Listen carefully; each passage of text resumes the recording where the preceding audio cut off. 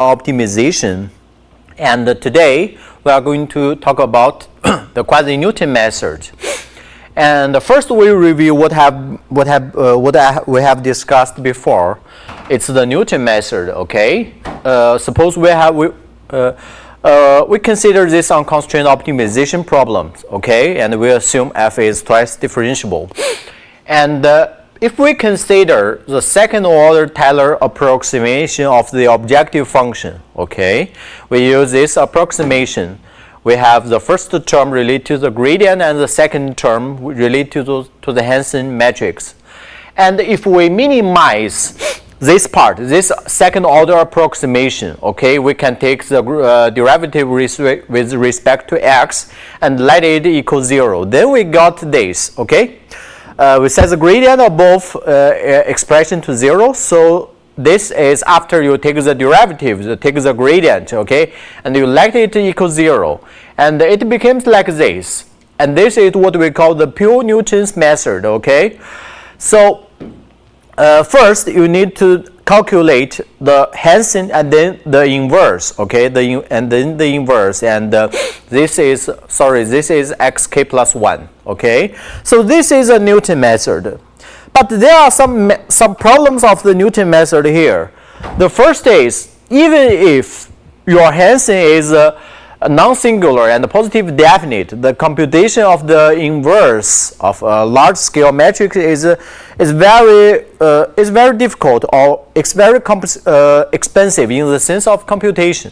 Okay, and sometimes your Hansen may be singular, okay, or maybe non-positive. So this may gives you not a descending direction, and according to these drawbacks of Newton method, we want to propose a method which can preserve the quick or the fast convergence of Newton method, because last class we have discussed the Newton method converge quadratically and locally, okay. The local convergence is quadratic. So we want to find some method which also converge faster, okay. When I say faster, I mean it will be faster than the gradient method, okay, because the gradient method usually converge slowly. It has a zigzag phenomenon, okay. But on the other hand, we want this new method is more stable or cheaper than the Newton method, which means we do not need to compute the inverse of the Hansen, okay. We want something cheaper. So this is what we call the quasi-Newton method.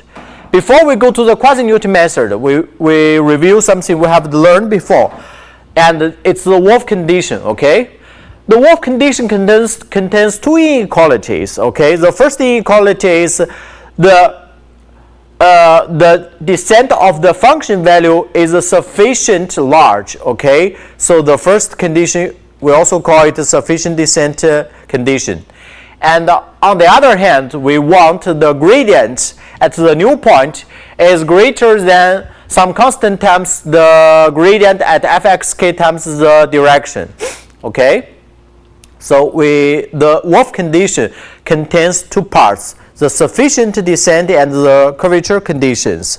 Usually, if your line search satisfies this Wolff condition, it will guarantee you some convergence result, okay. Okay, and we need some preliminaries. So first is the Frobenius norm, okay. It's a kind of matrix norm. Suppose A is a square matrix, and the Frobenius norm of A is defined by this, okay. It's defined by the summation for I and J of all Aij, okay. It also equals to the trace of the A star times A, okay. And the reason why we use the Frobenius form in this class is it will give us a lot of good properties, okay. The first is if we combined the metric space with the Frobenius interproduct, okay, then the space will be a Hilbert space. And then if we use the Frobenius norm, the gradient of the norm will be very easy, can be computed very easily, okay, and it has some very nice property like the smoothness, okay. So you see here, if we use the Frobenius norm, the gradient will be the linear operator, and also it is a unitary equivalent transformation. If you use a unitary transformation, the Frobenius norm will keep the same. Okay, this actually gives a lot of good properties for the quasi-Newton method when we use this norm. Okay, and another one is the Sherman-Morrison-Woodbury formula. Okay, if we assume A is a square and V are the matrix with the dimension n times p, okay, which p is less than equals to n. And then we define a hat A which equals to A plus UV transpose. Then we can see that A hat is non-singular if and only if this metric is non-singular. And it also gives a way to calculate the inverse of A hat by the inverse of A and the values of U and V. Okay, we will use this for some computations in the quasi-Newton method. Okay, so actually we will divide the core class for the quasi-Newton method at least to two classes. Okay, in the first class we will give an introduction about the quasi-Newton method, where like the motivations, where does it comes from, and in the second class we will prove the properties and the convergence of the quasi-Newton method and give some numerical experiments to show it to show the advantage of the Newton method. Okay, so let's recall what should we do or what should we calculate in the Newton method. Okay, actually we have two key steps as we mentioned before. First, you need to compute the Hansen, okay, and then you need to solve this nonlinear equation. Actually, it's equivalent to compute the inverse of the Hansen. Actually, both these two steps are not very easy to be done okay, as I mentioned before. So what we want to do is we want to find a cheaper way to approximate the Hansen or approximate the inverse of the Hansen. Okay, so let's review. Where do we get the Newton method? Actually, we minimize this quadratic approximation, okay, related to the Hansen matrix. Instead of using the Hansen here, we use another quadratic model to approximate the objective function. Okay, so actually we use D here. D is the search direction. Okay, actually you can also use the xk here or xk plus 1 or x here. It doesn't make any difference. Okay, what you need to do is just make some transformation. So we use the D variable D here. Okay, so we consider this quadratic model or quadratic approximation at point xk. The first term, we also use the gradient of f at xk here. So it's it's the gradient of the objective function. But instead of using the Hansen, we use another matrix bk. Okay, we say this bk is symmetric, positive, definite. Why? Because we know the Hansen is always symmetric and not always positive definite. But we want it to be positive definite. Then the Newton method works. Okay, so here about this quadratic model, we also want this approximation of Hansen to be symmetric and positive definite. Okay, and in each iteration, instead of calculate the inverse of Hansen, we just want to update the bk. So this would be cheaper than the Newton method. Okay, And what if we, as long as we have this bk, so what we should do next to finish the iteration? Okay, as we did in the Newton method. Recall what we did in the Newton method. So we minimize this quadratic term, okay? We minimize this approximation, this second order approximation. So here we minimize this quadratic model. Okay, so the minimizer we define as dk. So dk equals to the inverse, bk inverse, and the times the gradient of f at point xk.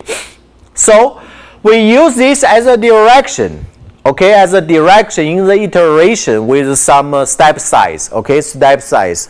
Actually, if you substitute the bk by the Hansen matrix, it will be the Newton method, okay, or the depth Newton method with some step size here. Okay, so next question is, how do we determine this approximation bk? It's approximation of the Hansen, okay? Before we go to how to compute or how to determine this bk, we need to think about what kind of property of bk we want it has, okay? So what kind of property we want bk preserve in each iteration. So we update, actually we want this bk to measure the information, or to measure the Hansen, measure the curvature information in each iteration. Actually, we just want to measure during the most recent iterates or most recent steps. Okay, so at the next point, we write another quadratic model, okay? Actually, it's totally similar. The only difference is here it's the gradient of f at xk plus 1. This is a function of f at xk, and we have a new matrix here, okay? This bk plus 1, which is approximation of the Hansen at point xk plus 1. We want this bk plus 1 has some properties, okay? Actually, we want, instead of to put some restrictions on bk plus 1, we want this model, okay? This model has some properties. Actually, we require the gradient of this mk plus 1 match the gradient of f at least at 2 points, okay? At point xk, the last iterates, and the current iterates xk. Which means, we say, this approximation is good, okay? Is close to your objective function. Why? Because the gradient of this model equals to the gradient of your objective function at point xk and at point xk plus 1.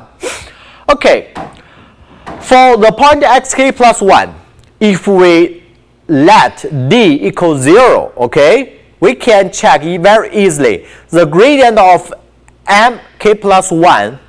I can do it here. So first we calculate the gradient of mk plus 1. It should be equals to the gradient of fk plus 1 plus bk plus 1 times d. Okay, so the variable here is d. So first, if we let d equals 0, we can get the mk 0 equals to the gradient of f at point xk. Okay, here when d is equals 0, these are corresponding to the point xk plus 1. Okay, so the gradient of this quadratic model match the gradient of f at point xk plus 1. It holds automatically, okay? And then we consider the gradient of this quadratic model. Well, does it equals to the gradient of f at point xk? So we go back to this to the gradient of mk plus 1, okay? So we need to consider the point. We need to consider the point xk. which are corresponding to the d equals to the minus alpha k dk. Okay? Why? Because the iterates is xk equals to xk plus alpha k and the dk. Okay? If you take the d, okay, if you take the d equals to this one, it will give you your point xk plus 1. Okay? So we let d here, we let d equals to minus alpha dk, then we will get this one. Okay, we will get this one.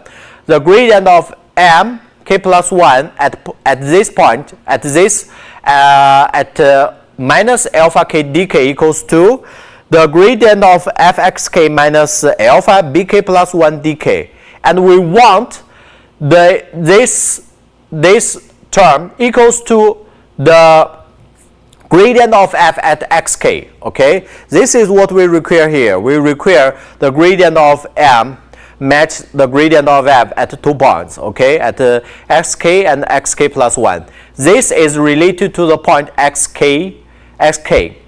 Okay, so by rearranging this this relation, we get this one. Okay, we get this one.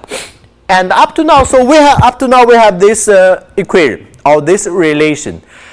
And to simplify, we define sk equals to xk plus 1 minus xk, which is just the alpha k dk, and the yk equals to the gradient of f at the point k plus 1 minus the gradient of f at point xk. Then this relation can be rewritten as bk plus 1 times sk equals yk. This is somehow called the secant equation. Okay, secant equation. If you assume everything is in one dimension, okay, it is exactly the secant equation about the function. Okay, about the function. Okay, so this equation is what we want the bk and the bk plus 1 satisfies. Okay, this is what we want the approximation matrix satisfies. Okay, actually this matrix can be positive if we use the Wolf length search. The reason is here. Okay, we also require, actually, except this second equation, we also require the bk plus 1 is positive semi-definite, and this can be positive only if when this is positive, strictly positive. Okay, actually, if it can be checked very easily. You can multiply sk left on both sides of this equation. Okay, on both sides of the equation. If the xk in the product with yk is greater than 0, then the bk plus 1 will be positive. Okay, will be positive, and this is called the curvature condition. Actually, this will be satisfied if you use the Wolf, if your step size is satisfied, or if you're satisfied by the Wolf condition. Okay, let's recall the curve condition in the Wolf, the curvature condition in the Wolf condition. Okay, so this is the curvature condition in the Wolf length search. Okay, you have the C2 here. Actually, so here this part is the gradient of point of f at xk k plus 1. Okay, and then you can write this alpha k d, and then you times the alpha k on both sides of this inequality. Okay, because the step size is positive, so it will not change the inequality. And actually this part alpha k dk is sk, which we have defined here. Okay, we define the sk equals to xk plus 1 minus xk, which equals to alpha dk. We use this definition in this inequality here. So we got the gradient of f k plus 1 times transpose sk is greater than C2, the gradient of fk transpose sk. And actually, we can minus the gradient of f transpose sk on both sides. Okay, then we got this one. And actually,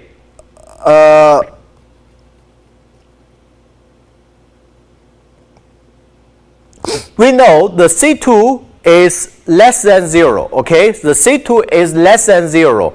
And the dk, if dk is a descent direction, this will be greater than 0, okay? Because C2 is less than 1, and also this is dk is a descent direction. So you have two negative part here. So this will be strictly greater than 0.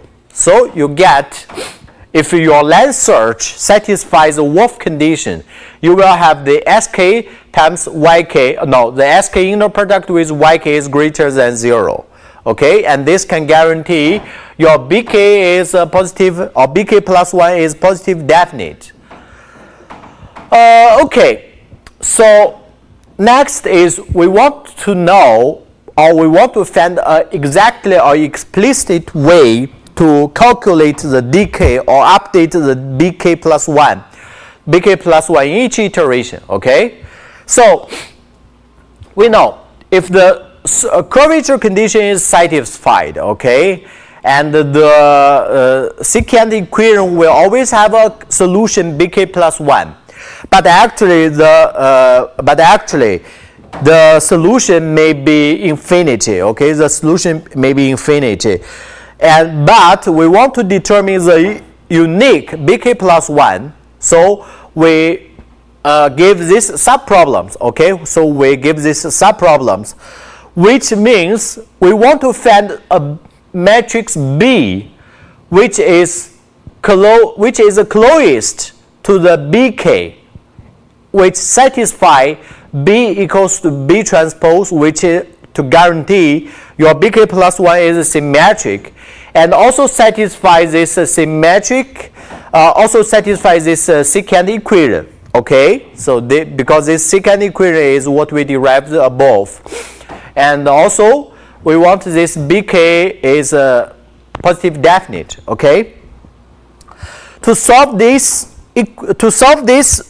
subproblems, we need to find a good norm, matrix norm. Okay, here we use the weighted Frobenius norm. Okay, there are 2 points. There are 2 reasons we use the weighted Frobenius norm here.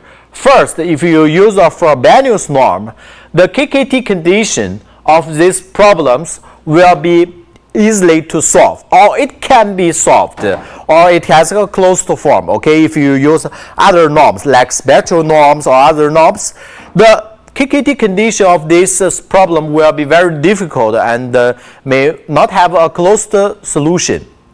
So this is one of the reasons we use a Frobenius norm, and we use the weighted Frobenius norm instead of the Frobenius norm directly, is because this kind of transportation will make your problems easier, even easier than this original problems. Okay, and this is the definition of this weighted Frobenius norm.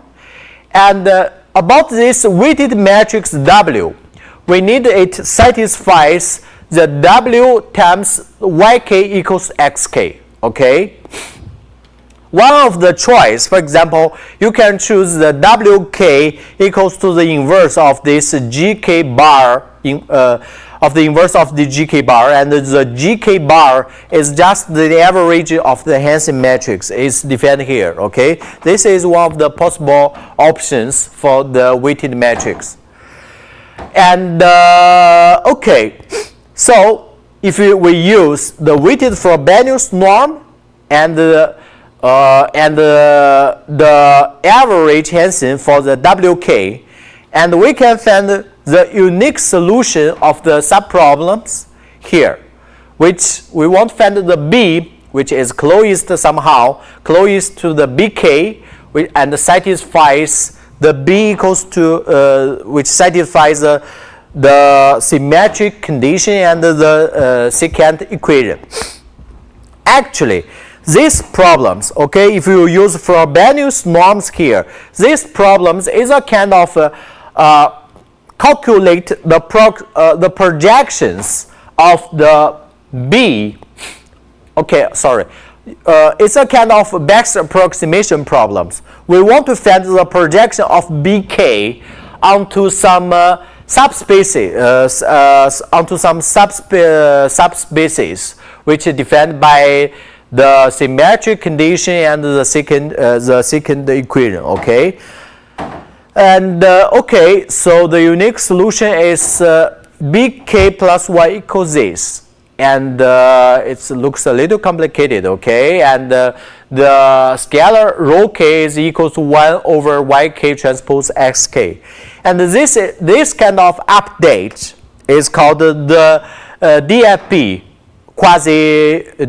quasi-Newton method, okay? Or DFP update formula. Actually, this kind of formula is much easier than the Newton method. What I mean is, it's much easier than the computation of the inverse of Hansen, because in each iteration, okay, as long as you have BK, the YK and SK are just vectors, okay? So what you need to do is just some calculations among the vectors and the matrix, okay? Some some calculations. Here you do not have the computation of the inverse of matrix, okay? And this is the reason why it is cheaper, much cheaper than the Newton method, okay? And here we need to remember the BK plus 1 is the approximation of the Hansen. On the other hand, we also have approximation of the inverse Hansen, which we define as HK plus 1, which is just the inverse of BK plus 1. So it is defined in this way, okay? Here, as long as you have the BK plus 1, you just use what we have mentioned, the formula in the preliminaries here. We go back a little bit.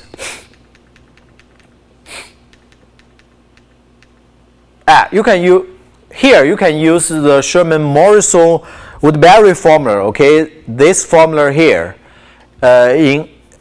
on the computation.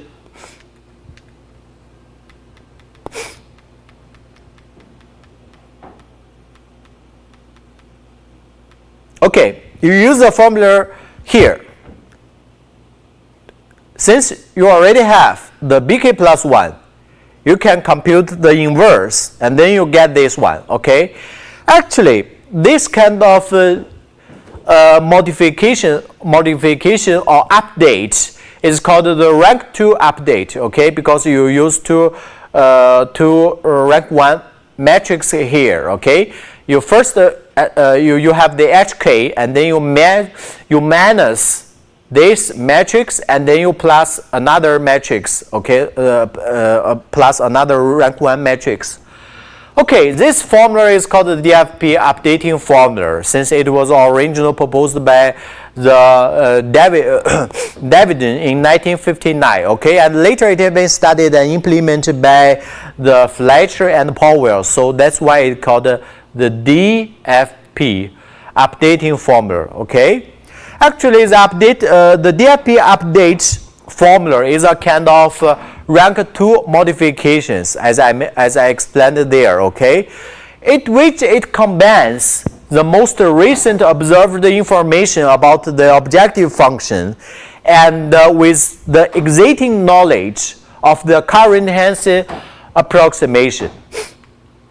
And another very famous and actually is more stable, more robust updating formula is called BFGS. Okay, it's about BFGS. Okay,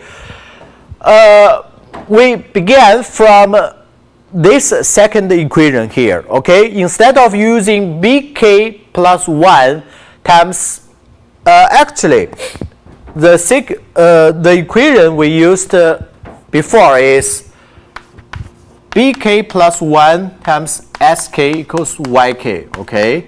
But if we define hk plus 1 equals to the inverse of bk plus 1, this is approximation of the Hansen.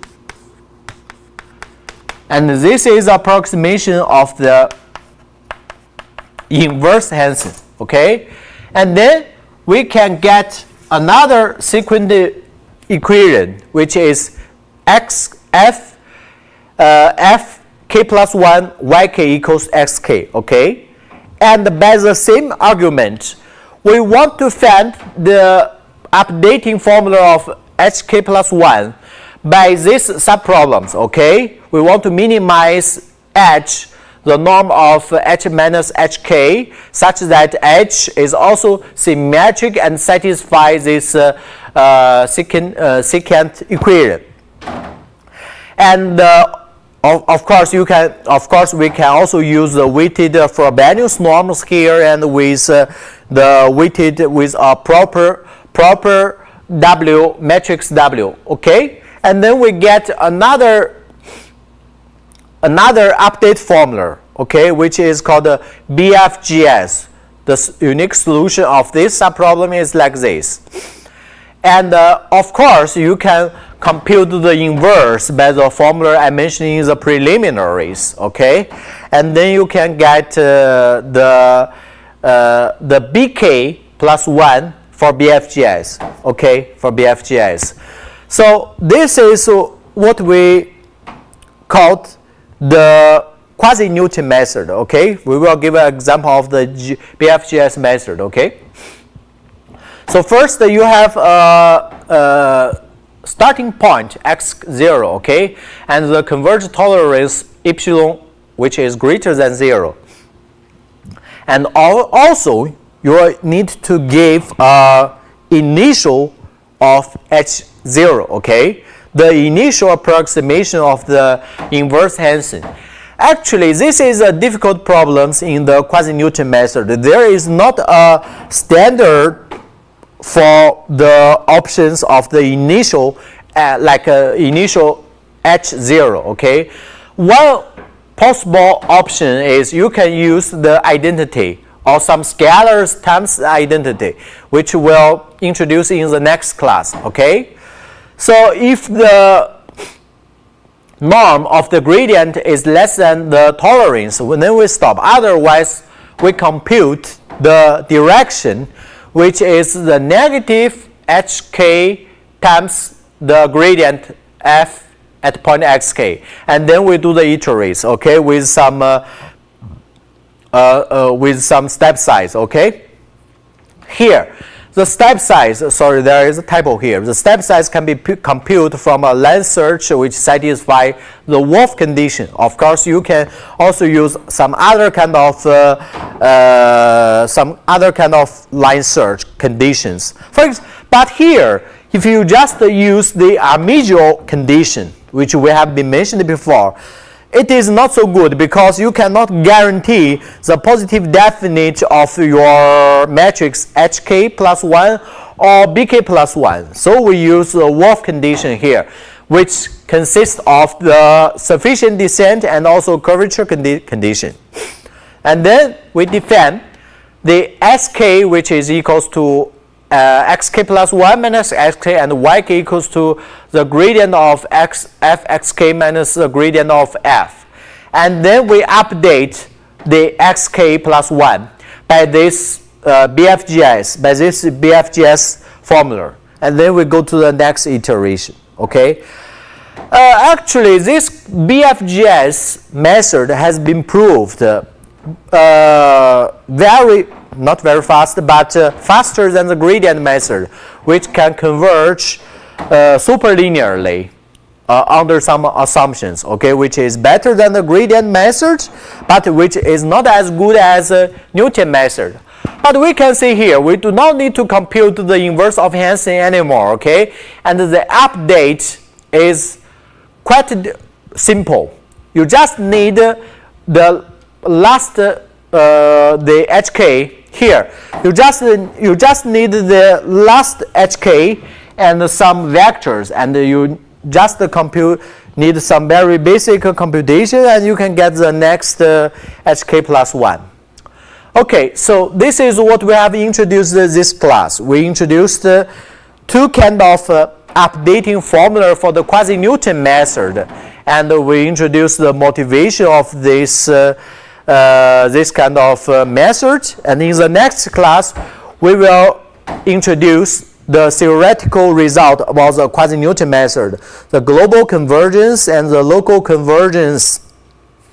And also we will introduce another kind of updating formula, which is called the rank 1 update. Okay, actually, you see both this BFGS here or the DFP is rank 2 modification or rank 2 updating formula.